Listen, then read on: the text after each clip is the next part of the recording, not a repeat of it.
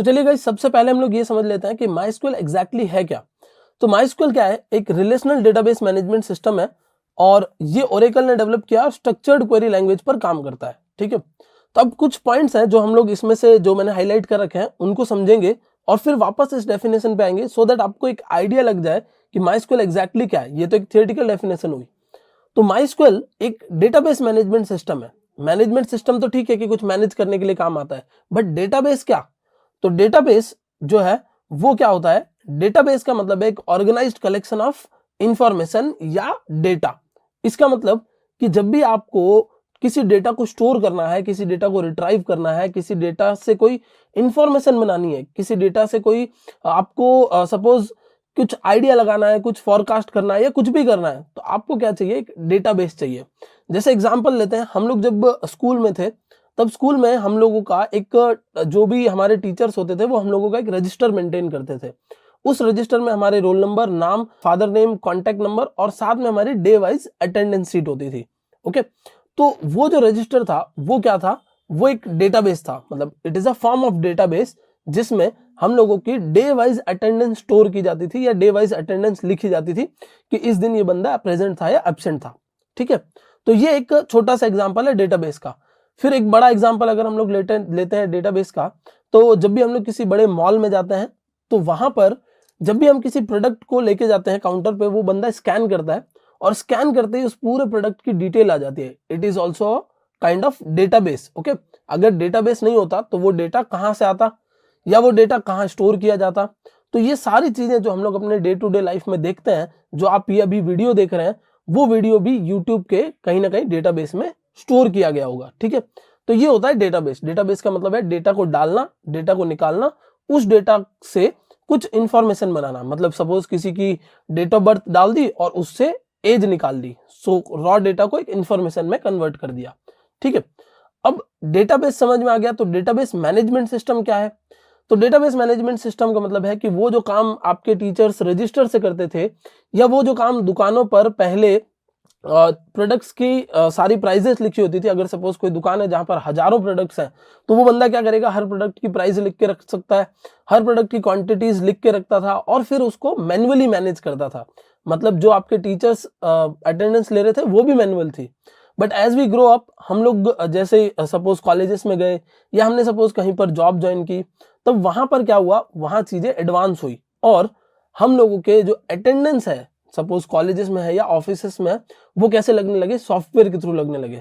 अब जब सॉफ्टवेयर के थ्रू सेम चीज, सेम डेटाबेस ही तो मैनेज करना है, लेकिन जब मैनेज करवाया जा रहा है सॉफ्टवेयर के थ्रू, तब वो क्या है? डेटाबेस मैनेजमेंट सिस्टम है।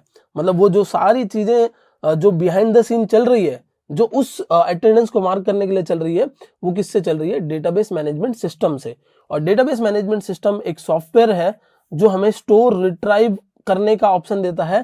स्टोर रिट्राइव नहीं, सिर्फ कर्ड ऑपरेशंस जो हम लोग कहते हैं, कर्ड ऑपरेशंस में क्रिएट होता है, ठीक है, देन रीड होता है, देन अपडेट होता है एंड डिलीट होता है। तो ये जो चारों ऑपरेशंस हैं, क्रिएट का मतलब किसी डेटा को इंसर्ट करना, रीड का मतलब उस डेटा को वापस पढ़ना, अपडेट यानी एग्जिस्टिंग डेटा को अपडेट करना और डिलीट यानी उस डेटा को वहां से हटा देना। ठीक है, तो इसका भी हम लोग सपोज एक स्कूल का एग्जांपल लेते हैं। तो स्कूल में जैसे एक नया जो स्टूडेंट है वो जैसे ही आता है तो उसकी रिकॉर्ड, उसका एक डेटाबेस में एंट्री जाती है कि ये स्टूडेंट आया है, ये इसका एनरोलमेंट नंबर है। अब जब भी आपके टीचर्स को या जब भी लाइब्रेरियन को या किसी को भी उस स्टूडेंट की इंफॉर्मेशन निकालनी है, तो वो उसको क्या करता है? रीड करता है। अब सपोज आपके फोन नंबर चेंज हो गए, आपकी ईमेल चेंज हो गई, आपका एड्रेस चेंज हो गया, तो आपके जो भी एडमिनिस्ट्रेशन वाले बंदे हैं उस स्कूल के, वो आपके डेटा को अपडेट करते हैं और जब आप उस स्कूल से चले जाते हो तो आपका डेटा डिलीट भी किया जा सकता है, जो कि नॉर्मली होता नहीं है, बट डिलीट अगर वो लोग करना चाहे तो कर सकते हैं। ठीक है, तो ये सारे कर्ड ऑपरेशंस हैं और ये चलते हैं किसके थ्रू? क्वेरीज के through. What are queries? Queries are code. तो क्वेरीज लिखी, उन क्वेरीज को एग्जीक्यूट करवाया डेटाबेस मैनेजमेंट सिस्टम ने और किसी एक जगह पर हार्ड डिस्क पर जो डेटा स्टोर था उसको मैनेज किया। ठीक है, data at the end hard disk पे ही स्टोर होगा, चाहे एक सॉफ्टवेयर उसको मैनेज कर रहा है, बट स्टोर तो हार्डवेयर पे ही होगा। तो जो डेटाबेस मैनेजमेंट सिस्टम है वो ये रोल प्ले करता है। तो अब हम लोगों ने जो डेटाबेस समझा था उसको मैनेज करने के लिए हमारे पास एक सॉफ्टवेयर भी आ गया। अब ये जो सॉफ्टवेयर होते हैं ये भी अपने आप में दो कैटेगरीज में बटे हुए होते हैं। तो डेटाबेस दो टाइप के होते हैं। सबसे पहला जो डेटाबेस है वो है रिलेशनल यानी माइस्क्यूएल डेटाबेस, ठीक है। दूसरा जो डेटाबेस आता है वो आता है नॉन रिलेशनल या नो एसक्यूएल डेटाबेस। तो ऐसा डेटाबेस जो स्ट्रक्चर्ड क्वेरी लैंग्वेज पे काम करता हो वो क्या कहलाता है, आपका रिलेशनल डेटाबेस कहलाता है या एसक्यूएल डेटाबेस कहलाता है। और ऐसा डेटाबेस जो नॉन रिलेशनल हो, जो नो एसक्यूएल पे काम करता हो, ठीक है, वो नॉन रिलेशनल डेटाबेस कहलाता है। अब रिलेशनल डेटाबेस क्योंकि हम लोग पूरे की पूरी प्लेलिस्ट में पढ़ने वाले हैं, तो रिलेशनल डेटाबेस के बारे में हम लोग समझ लेते हैं। सो गाइस, रिलेशनल डेटाबेस जो है वो क्या है, कलेक्शन ऑफ आइटम्स जिनमें प्री डिफाइंड रिलेशंस हो और वो टेबल्स में रोज और कॉलम के फॉर्म में स्टोर किए जाए। अब इस चीज को अच्छे से समझने के लिए, पिक्चराइज करने के लिए मैं आप लोगों को एक डेटाबेस का टेबल्स दिखाता हूं, ठीक है। उससे पहले ये कुछ लिस्ट ऑफ डेटाबेसेस हैं जो एसक्यूएल पे काम करते हैं, ठीक है। एसक्यूएल क्या है, स्ट्रक्चर्ड क्वेरी लैंग्वेज, ठीक है। हम लोग माइस्क्यूएल समझ रहे हैं, तो SQL is a structured query language, okay, structured query language है ये, ओके। तो स्ट्रक्चर्ड क्वेरी लैंग्वेज के ये सारे डेटाबेसेस हैं, माइस्क्यूएल, मारियाडीबी, ओरेकल, पोस्टग्रेसक्यूएल और एमएस एसक्यूएल, ठीक है।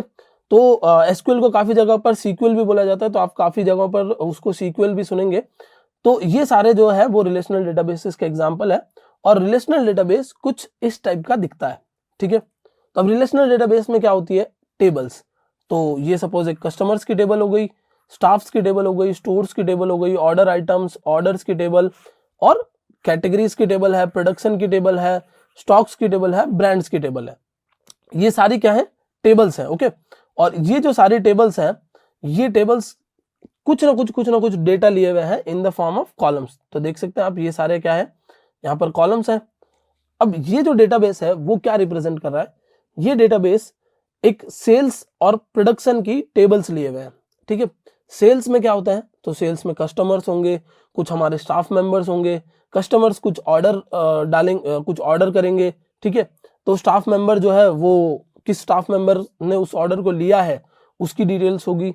फिर हो सकता है बहुत बड़ी हमारी कोई फ्रेंचाइजी हो तो कौन से स्टोर से उठाया है, ऑर्डर में कौन कौन से आइटम्स हैं, ठीक है।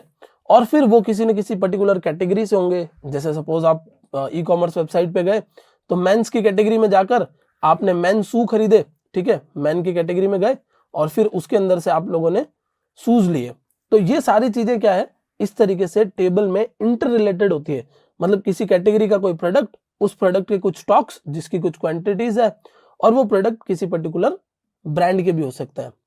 अब ये प्रोडक्ट कोई बंदा खरीद सकता है, खरीदने के लिए कोई स्टाफ मेंबर उसको सेल करेगा और वो किसी स्टोर पे होगा, और एट द एंड पूरा की पूरा डेटाबेस एक दूसरे से रिलेटेड है, मतलब हर चीज एक दूसरे से रिलेशन रखती है। That's why it is called relational database.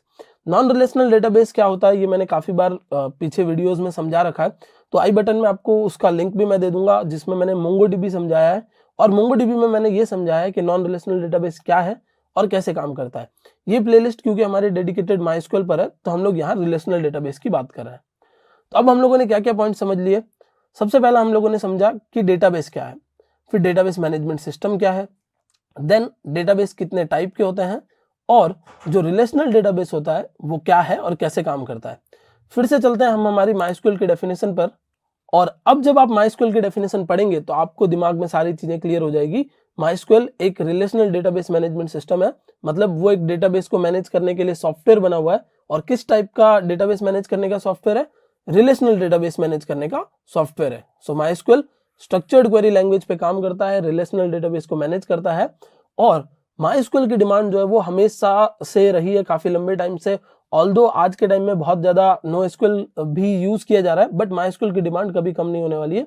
तो आने वाले जो वीडियोस होंगे उनमें हम लोग माइस्क्यूएल का इंस्टॉलेशन सीखेंगे, और उसके बाद हम लोग माइस्क्यूएल पर एक एक क्वेरीज फायर करके देखेंगे। सो नेक्स्ट वीडियो में हम लोग माइस्क्यूएल का इंस्टॉलेशन देखने वाले हैं। सो आई होप गाइज आपको अच्छे से समझ में आ गया होगा कि माइस्क्यूएल क्या है। अगर वीडियो आपको पसंद आता है तो अपने फ्रेंड्स के साथ शेयर कीजिए, और चैनल को अब तक सब्सक्राइब नहीं किया है तो चैनल को सब्सक्राइब कर लीजिए, क्योंकि इसी तरीके के इंटरेस्टिंग वीडियोस रोज आते रहेंगे। That's it for this video, thank you so much for watching. सबसे पहली चीज जो समझनी जरूरी है वो ये है कि टेबल्स एक्चुअली क्या होती है। सो टेबल्स का मतलब collection of rose and columns जिसमें आप रिलेशनल डेटा को रख सकें, ठीक है। मतलब एक ऐसा स्ट्रक्चर जिसमें रोज होगी और कॉलम्स होंगे और उनमें आप अपना कोई डेटा स्टोर करोगे, ओके। तो कुछ इस तरीके से दिखती है हमारी टेबल्स। जैसे कि ये सपोज हमारे स्टूडेंट्स की टेबल है और स्टूडेंट्स की टेबल के अंदर स्टूडेंट का नाम है, ईमेल है और उसकी डेट ऑफ बर्थ है, ओके। अब रमेश का जो ईमेल है वो लिखा हुआ है और रमेश की डेट ऑफ बर्थ लिखी हुई है। जॉन का ईमेल और जॉन की डेट ऑफ बर्थ लिखी हुई है और रीना की ईमेल और उसकी डेट ऑफ बर्थ लिखी हुई है। तो ये डेटा किस तरीके से स्टोर्ड है, रोज और कॉलम्स के फॉर्मेट में। सो रोज कौन सी है, दीज आर रोज, ओके।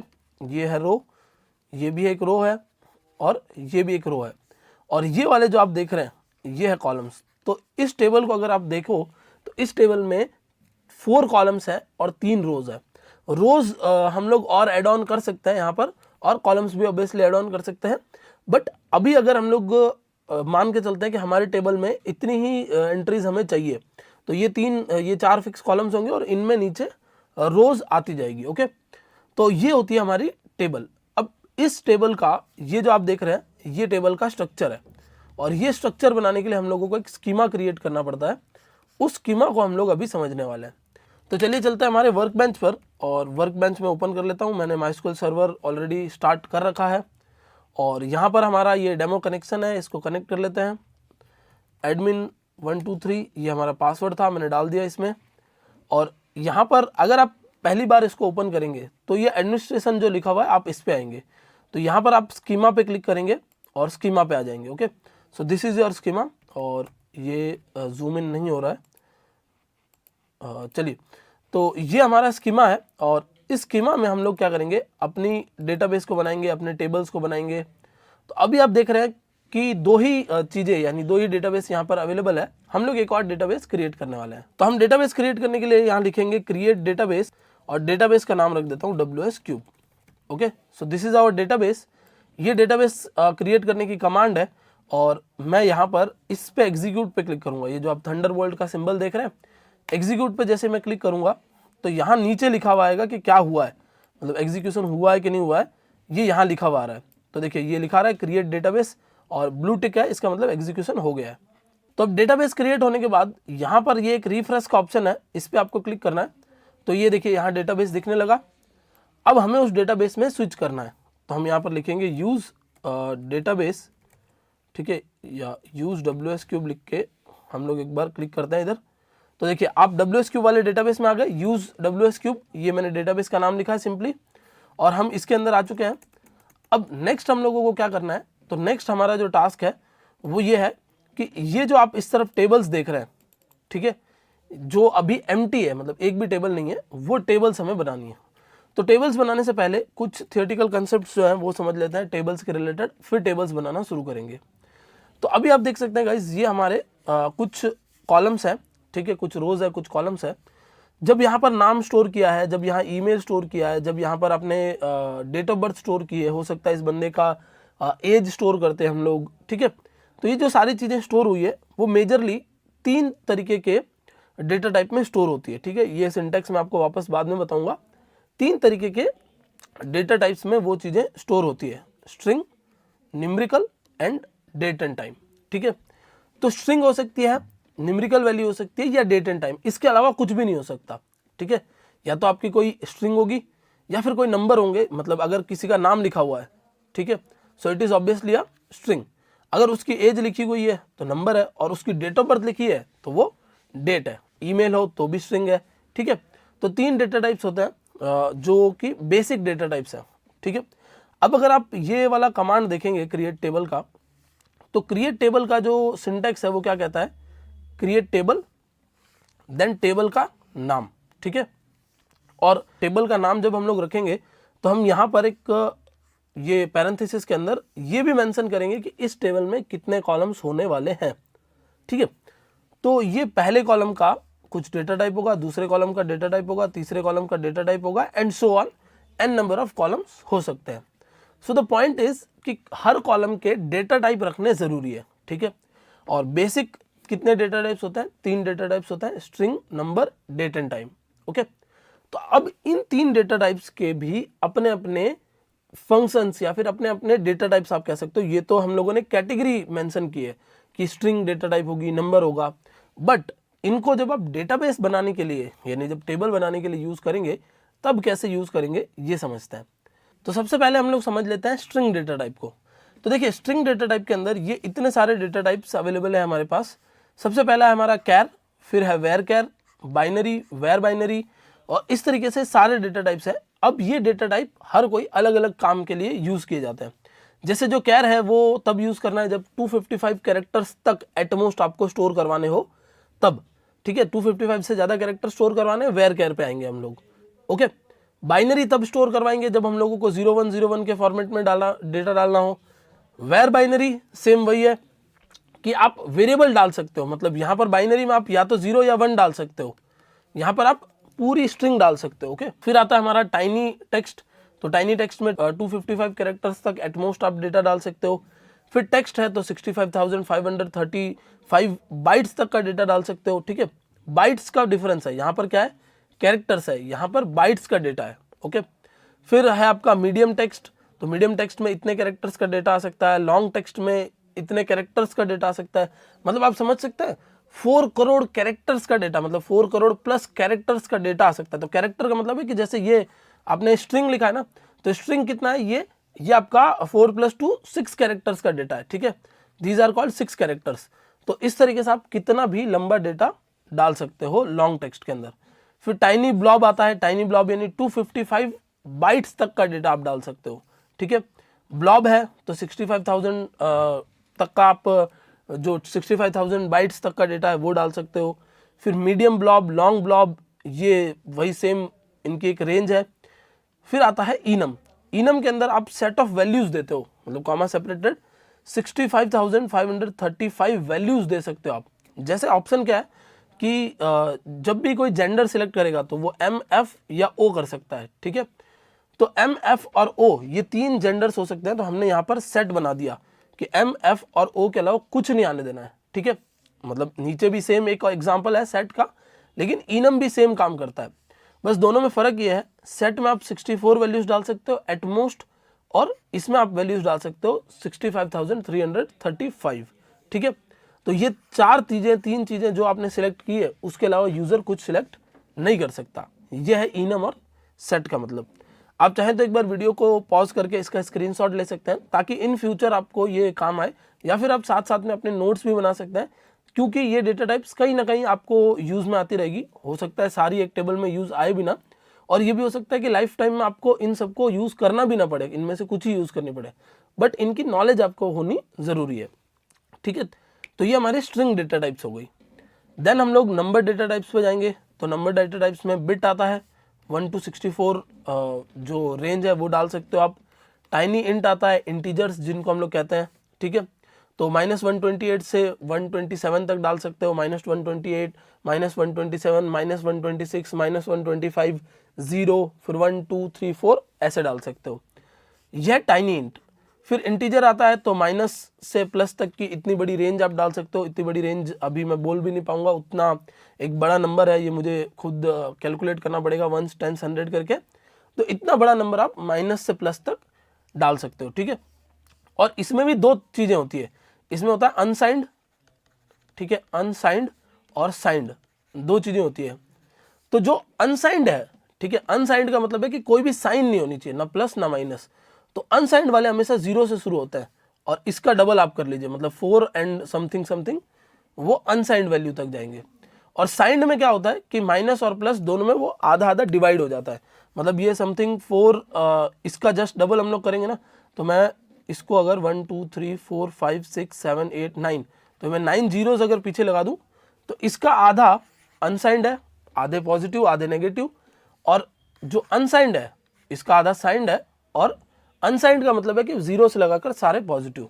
तो ये ओनली पॉजिटिव, इनको आप ऐसे समझ सकते हैं, ओनली पॉजिटिव, और ये बोथ पॉजिटिव एंड नेगेटिव, ठीक है। तो साइंड कैसे याद रखेंगे हम लोग, both positive and negative. Unsigned कैसे याद रखेंगे, ओनली पॉजिटिव, ठीक है। और फिर वही सेम इंट के जैसे इंटीजर है, पूरा लिख सकते हो आप, स्मॉल इंट लिख सकते हो अगर आपको छोटा मतलब कम रेंज चाहिए आपको इंटीजर की, मीडियम इंट लिख सकते हो थोड़ी सी बड़ी रेंज के लिए। देखिए सबसे छोटा ये है इंटीजर, फिर सबसे छोटा मैं अगर इसको ऑर्डर वाइज मेंशन करूं तो ये सबसे छोटा, ठीक है, देन ये स्मॉल, देन मीडियम और फिर ये। तो सबसे बड़ा इंटीजर इस तरीके से आता है और फिर सबसे बड़ा बिग इंट जिसमें लिखा हुआ है। तो ये इंटीजर्स ही हैं सारे। इंटीजर्स आप लोगों ने पढ़े भी होंगे, बचपन में भी पढ़े होंगे। इंटीजर्स मतलब minus infinity two plus infinity, ठीक है, minus infinity two plus infinity, मतलब माइनस के इन्फिनाइट नंबर से प्लस के इन्फिनाइट नंबर्स इंटीजर्स कहलाते हैं, ठीक है। तो अब इसमें इंटीजर के कई सारे अलग अलग टाइप्स आप देख सकते हो, ओके। देन आता है बूल और बुलियन, दोनों एक ही तरीके से काम करते हैं। बूल और बुलियन यानी 0 और 1 जो आप लेते हो उसको बुलियन कहा जाता है। तो अगर आप किसी चीज़ को फॉल्स रिप्रेजेंट करवाना चाहते हो तो 0 लेते हो और 1 लेते हो जब आप ट्रू रिप्रेजेंट करवाना चाहते हो। फिर आते हैं आपके फ्लोटिंग नंबर्स। फ्लोटिंग नंबर्स में क्या होता है, फ्लोटिंग नंबर्स में आपके पास पॉइंट्स में वैल्यूज आती है, ठीक है। जैसे ये तो अभी इंटीजर्स हैं, बट अगर आपको पॉइंट्स में वैल्यू चाहिए तो फ्लोटिंग नंबर्स।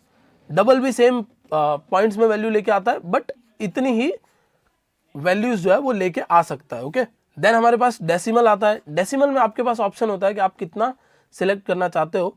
जैसे मैक्सिमम साइज हो सकती है ये, तो जैसे अगर आप डेसिमल में ये लिखते हैं ना 8,3, तो इसका मतलब आपने बोला कि 8 स्पेस रिजर्व करो, ठीक है, 1 2 3 4 5 6 7 8 स्पेस रिजर्व करो, जिसमें से 3 स्पेस किसके लिए होगी, डेसिमल के लिए होगी। मतलब बड़ा से बड़ा नंबर ये आ सकता है, ठीक है। तो ये होता है डेसिमल का 8,3 का मतलब, ओके। तो इस तरीके से आपने क्या बोला है कि हम लोगों को डेसिमल वैल्यू स्टोर करवानी है, लेकिन हम लोग खुद डिसाइड करेंगे। जैसे 5,2 रखा, ठीक है, 5,2 रखा मतलब कि 5 स्पेस होगी, उसमें से 2 डेसिमल के लिए होगी, तो 999.99 ये वैल्यूज आप डलवा सकते हो, ओके। तो एक बार इसका भी स्क्रीनशॉट आप ले सकते हैं, ये नंबर डेटा टाइप्स के लिए है, ओके। देन आता है हमारा date data type, okay. Date data types में डेट मेंशन अगर आपको करनी है तो आप यहाँ से लेकर यहाँ तक की डेट मेंशन कर सकते हैं, ठीक है। डेट स्टैंप अगर आपको बनाना है, डेट स्टैंप में क्या होता है, डेट और टाइम दोनों आ जाता है। मतलब डेट स्टैंप नहीं, डेट टाइम जिसको हम लोग कहते हैं, तो डेट और टाइम दोनों आ सकते हैं। टाइम स्टैंप अगर आप डालते हो तो सिर्फ टाइम आएगा, मतलब ये HH MM और SS ये आएगा, ठीक है, ये टाइम स्टैंप हो जाएगा। फिर ये सेम वही टाइम स्टैंप जो टाइम के जैसे काम कर रहा है, और फिर ये ईयर, मतलब 4 डिजिट फॉर्मेट में आपका ईयर आप इसमें डाल सकते हो। जैसे अभी 2022 चल रहा है तो 2022 ये हम डाल सकते हैं। ये जब जब हम लोग आगे पूरी सीरीज में प्रैक्टिकली भी इंप्लीमेंट करेंगे, अभी एक टेबल बनाएंगे तब भी हम ट्राई करेंगे कि एटमोस्ट चीज़ें इनमें से हम लोग यूज़ कर सके, ताकि आपको समझ में आ पाए कि क्या हम लोग करने वाले हैं। तो चलिए एक यूज़र्स की टेबल बनाते हैं, और यूज़र्स की टेबल बनाने से पहले मैं ये डिसाइड कर लेता हूँ कि मुझे उस टेबल में रखना क्या क्या है, ठीक है। तो हमेशा ये जब हम लोग करते हैं तो इसको हम लोग कहते हैं पेपर स्कीमा। पेपर स्कीमा में हमने क्या डिसाइड किया, हमें यूज़र्स की टेबल बनानी है, ठीक है। तो एक तो यूज़र की आईडी रखनी है, यूज़र का नाम होगा, यूज़र का ईमेल होगा, देन यूज़र का कॉन्टैक्ट नंबर रखेंगे हम लोग, और यूज़र का पासवर्ड भी यहीं पर स्टोर करवा देंगे, यूज़र का एड्रेस यहाँ पर स्टोर करवा देंगे, और क्या डिटेल्स हम लोग रखेंगे यूज़र की, तो यूज़र की डेट ऑफ बर्थ रखेंगे हम लोग, ठीक है, DO भी रख लेंगे यूज़र की। फिर और चीज़ें क्या हो सकती है, तो वो यूज़र सपोज उसका जेंडर क्या है वो रख दें, हमको जेंडर रख लिया हम लोगों ने, ठीक है। फिर उसका एक स्टेटस रख लेता है कि वो एक्टिव है या इनएक्टिव। आप काफ़ी बार किसी वेबसाइट पर जाते हो तो आपने देखा होगा कि आपको वो बोलता है कि करंटली डिसएक्टिवेटेड या डीएक्टिवेटेड योर अकाउंट, ठीक है। डीएक्टिवेटेड योर अकाउंट का मतलब है कि आपका स्टेटस उसने क्या कर दिया है, 0 कर दिया है। जब तक 1 है तब तक आप लॉगिन कर सकते हो, 0 होते ही आप लॉगिन नहीं कर सकते, ठीक है। तो ये अभी हम लोगों ने एक पेपर स्कीमा बना दिया और इसकी टेबल बनाते हैं। तो चलिए इसकी टेबल बनाने के लिए हम यहाँ पर आ जाते हैं, और यहाँ हम लोग क्रिएट टेबल का कमांड चलाएंगे। तो क्रिएट टेबल, ठीक है, ये क्रिएट टेबल मैं कैपिटल लेटर में लिख देता हूँ, क्रिएट टेबल। और टेबल का नाम क्या रखना है मुझे, यूज़र्स, और फिर मैं यहाँ पर ये पैरेंथेसिस लगाऊंगा, और आईडी इंटीजर यानी इंट रखना है हम लोगों को, ओके। और अनसाइंड रखते हैं, क्योंकि जो आईडीज होती है ना वो कभी भी नेगेटिव नहीं होती, तो मैंने इसको अनसाइंड रखा है कि पॉजिटिव आप लेते जाओ, ठीक है। और फिर नेम रख देते हैं, तो नेम में वेयर केयर ले लेता हूँ, ठीक है। वेयर केयर में मैं किसी बंदे का नाम 100 कैरेक्टर से ज़्यादा तो नहीं हो सकता, और पीछे आपको कॉमा लगाना है इधर, ठीक है। तो 100 कैरेक्टर से ज़्यादा किसी का नाम हो नहीं सकता, तो हम लोगों ने ये ले लिया, ओके। फिर हम लोग ईमेल में आ जाते हैं। तो ईमेल में हम लोग ये मान के चलते हैं कि चलिए 150 कैरेक्टर्स का 150 कैरेक्टर्स का किसी का ईमेल होगा, उससे ज़्यादा नहीं हो सकता, ठीक है। पासवर्ड में भी हम लोग रेस्ट्रिक्शन रखेंगे कि ज़्यादा से ज़्यादा बंदा जो है वो अपने 20 कैरेक्टर्स का ही पासवर्ड डाल सकता है, ठीक है। बट यहाँ 20 कैरेक्टर्स के पासवर्ड को जब हम एनकोड करेंगे तो हो सकता है वो बड़ा हो जाए, तो मैंने 100 कैरेक्टर्स की लिमिट रखी है, ठीक है, क्योंकि पासवर्ड्स एक्चुअली डेटाबेस में ऐसे ही स्टोर नहीं होते, उनकी पहले इनकोडिंग करवानी पड़ती है। देन हम लोगों को नेक्स्ट क्या बनाना है, तो नेक्स्ट हमने डिसाइड किया था कि कॉन्टैक्ट रखना है हमें, तो हमने यहाँ रख दिया कॉन्टैक्ट, और कॉन्टैक्ट में भी मैं वेयर केयर ले लूँगा। अब काफ़ी लोगों को कॉन्टैक्ट में ये लगता है कि इंटीजर ले लेता है, क्योंकि इंटीजर में भी तो बड़ी वैल्यू आ सकती है ना, बिग इंट ले लेता है, बट नहीं, +91 +93 +95 0291 या +0291 ये चीज़ें जब लगानी होगी तब नहीं आ पाएगा, ठीक है। तो मैं इसको 15 कैरेक्टर का वेयर केयर ले लेता हूँ। ओके, ये हो गया हमारा। अब हम लोग इस यूज़र का कॉन्टैक्ट नंबर ले चुके हैं। कॉन्टैक्ट नंबर के बाद पासवर्ड, एड्रेस की जब बात आ रही है तो हम लोग एड्रेस में ले लेते हैं टेक्स्ट, ओके, क्योंकि बहुत बड़ा एड्रेस यूज़र डालना चाहे तो हमने टेक्स्ट ले लिया है, ओके। टेक्स्ट की एक अच्छी बात क्या है कि जैसे वेयर केयर में आपको तो रेंज बतानी पड़ती है कि कितने कैरेक्टर्स आप चाहते हो, टेक्स्ट में आपको बताने की ज़रूरत नहीं है, ओके। और फिर नेक्स्ट चलते हैं हम लोग। नेक्स्ट में हम लोगों को क्या चाहिए, डेट ऑफ बर्थ, तो DOB ले लेते हैं और इसको बना देते हैं डेट, ठीक है। और फिर हम लोग जेंडर लेना चाहते हैं, तो जेंडर ईनम, और ईनम में हम लोग यहाँ पास कर देंगे M हो सकता है, ठीक है, F हो सकता है और O हो सकता है, इनके अलावा कोई कुछ भी डाले एक्सेप्टेड नहीं है, ठीक है। और यहाँ कॉमा लगाना रह गया एक, इसलिए वो एरर दिखा रहा है पीछे। जेंडर के बाद और हमें क्या चाहिए, तो स्टेटस चाहिए। स्टेटस में मैं ले लेता हूँ बुलियन, ठीक है, और बुलियन में 1 की रेंज ले लेते हैं, ओके, या सिर्फ बुलियन रख देते हैं 0 और 1। तो ये आपकी एक पूरा कमांड हो गया। क्रिएट टेबल यूजर्स, आईडी रखनी है, नेम रखना है, ईमेल रखना है, पासवर्ड रखना है, कॉन्टैक्ट एड्रेस और डेट ऑफ बर्थ, जेंडर और स्टेटस, ये चीज़ें हम लोगों को एक टेबल में डलवानी है, ओके। और यहाँ पर आप देख सकते हैं, इस पर हम लोग क्लिक करेंगे तो ये एग्जीक्यूशन हो जाएगा और देखिए ये टेबल चल गई। अगर किसी रीज़न की वजह से कोई एरर आती है तो वो यहाँ पर दिखा देगी। तो मे बी आप लोग पहली बार कर रहे हो तो उस टाइम पर आपके एरर आए तो आपको ध्यान रखना है कि वो जो एरर है उसको यहाँ से पढ़ के रिजॉल्व कर लेना है, या आप मेरे जैसी सेम टेबल बना रहे हो तो वीडियो को पॉज करके आप साथ साथ में पैरेलली काम कर सकते हैं, ठीक है। अब ये टेबल बन गई। अब यहाँ पर फिर से आपको रिफ्रेश करना है और ये यूज़र्स की टेबल है, देखिए, ओके। और यहाँ पर ये यूज़र्स वाले टेबल अभी फ़िलहाल खाली है, इसमें कुछ नहीं है। जब हम लोग इंसर्ट क्वेरी सीखेंगे तो यूज़र की टेबल में डेटा इंसर्ट करेंगे। अभी फ़िलहाल ये टेबल बिल्कुल खाली है, अभी इसके अंदर फ़िलहाल कुछ भी नहीं है, ठीक है। तो नेक्स्ट जो हमारी वीडियो होगी उस वीडियो में हम लोग समझेंगे कि इंसर्ट क्वेरी कैसे काम करती है और इंसर्ट क्वेरी की मदद से इसमें डेटा कैसे इंसर्ट करवाया जा सकता है। सो गाइस, आज के वीडियो में हम लोगों ने क्या क्या सीखा। आज के वीडियो में हमने सबसे पहले सीखा है कि टेबल्स क्या होती है, डेटा टाइप्स की 3 मेजर कैटेगरीज कौन कौन सी है, और स्ट्रिंग डेटा टाइप कौन कौन सी है, फिर number data type, numerical data type कौन कौन सी है, और डेट डेटा टाइप कौन कौन सी है। I hope guys you would have enjoyed this video. अगर आपको वीडियो पसंद आता है तो अपने फ्रेंड्स के साथ शेयर कीजिए। चैनल को अब तक सब्सक्राइब नहीं किया है तो चैनल को सब्सक्राइब कर लीजिए ताकि इस तरीके के इंटरेस्टिंग वीडियोस आपको मिलते रहे। That's it for this video. Thank you so much for watching.